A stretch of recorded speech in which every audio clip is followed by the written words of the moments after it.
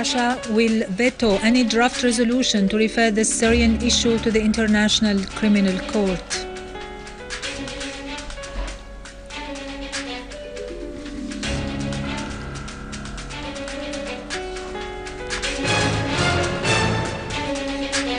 Syrian Arab armed forces attained progress in maintaining control on Aleppo Central Prison after breaking the siege imposed on it by the armed men.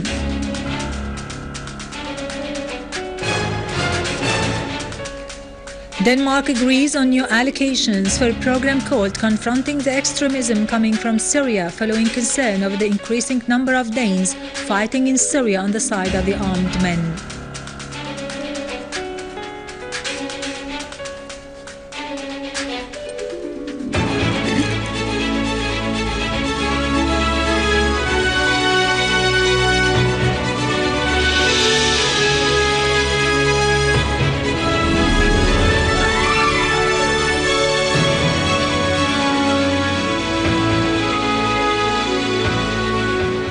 Good afternoon, ladies and gentlemen, and welcome to our news for today. Russia's permanent representative to the UN, Vitaly Churkin, has said Russia will veto any draft resolution that calls for referring the Syrian question to the International Criminal Court. Churkin has described the French draft resolution in this respect as a sort of propaganda that harms joint efforts to find a political solution to the crisis. Churkin's statement came one day after a similar declaration by Russian Deputy Foreign Minister Gennady Gatilov. It is to be noted that a group of Western countries, particularly France, have been driving for a United Nations Security Council resolution on Syria under the 7th chapter to justify intervention in Syria after the failure of their mercenaries on the ground to deal a blow to the Syrian state despite Western support for them with arms and intelligence information. Syrian Arab Army units have maintained control on Haylan village and Hagop Castle near Aleppo Central Prison and continue to advance successfully in the direction of the areas surrounding the prison after breaking the siege on it, inflicting big losses on the terrorist groups in men and material.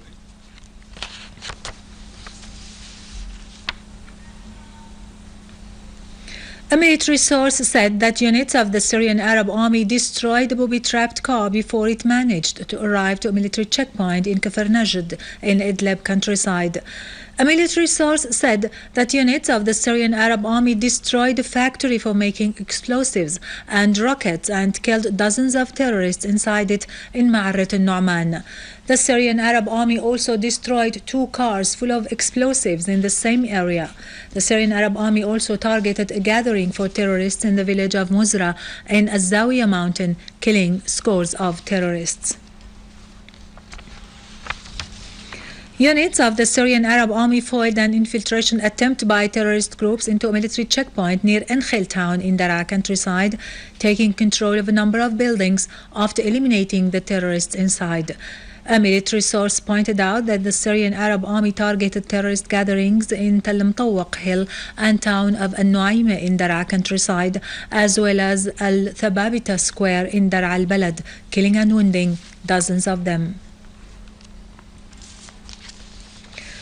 An explosive device planted by terrorists near Hamid Mahfoud School in the city of Hasaka has blown up, injuring 8 citizens, 2 of them in a serious condition, according to a source at Al-Hasaka National Hospital.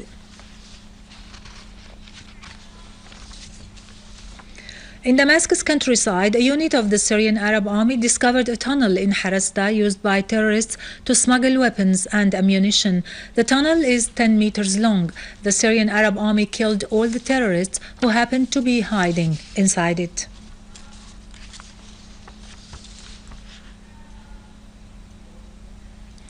The Danish Municipal Council has agreed on new allocations for a program called Confronting the Extremism Coming from Syria at a cost of £100,000 sterling. The measure has been taken in the wake of reports from Syria about armed Danes fighting there on the side of the extremist terrorist groups, thus raising the Danish authorities' concern over the matter. Denmark is the second European terrorist exporter state after Belgium, whereas Britain comes first, taking into consideration the number of its population. The mayor of Copenhagen for Merger and Employment Affairs, Anna May Ellerslev, estimates the number of Danes in Syria to be approximately 100. Yesterday was the last day of the time assigned for Syrian citizens abroad to register their names at the Syrian embassies on the elections list for the upcoming presidential elections. The date set for them to vote is the 28th of this month. The last day of registration, that is yesterday, witnessed crowds of citizens at the Syrian embassy in Lebanon. It has been coupled by an active move by the Syrians to go back to the homeland to exercise their election right.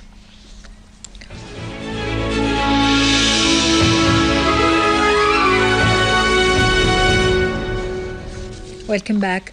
Iraqi army cleared areas in Al-Fallujah, Babel, Abu Ghraib and Al-Ramadi of terrorist gangs, killing 73 terrorists. Some of them are of Saudi and foreign nationalities.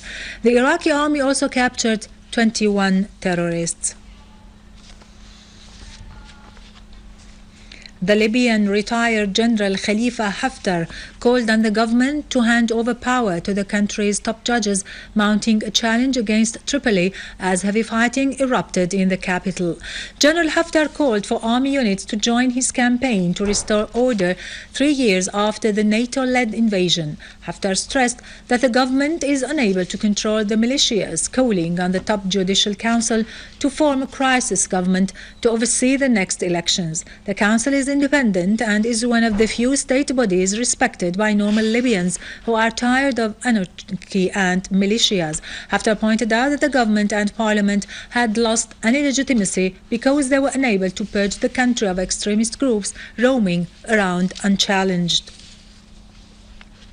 Finally, the Russian Foreign Ministry stressed that the new authorities in Kiev are not ready to implement the Geneva Agreement and the roadmap to settle the crisis in Ukraine. The Popular Defense Forces in Slavyansk, east of Ukraine, said that Ukrainian government shelled the city as part of its oppressive campaign against the civilian population east of the country. The local defense groups evacuated a number of workers as a precaution against any attack by the Ukrainian army.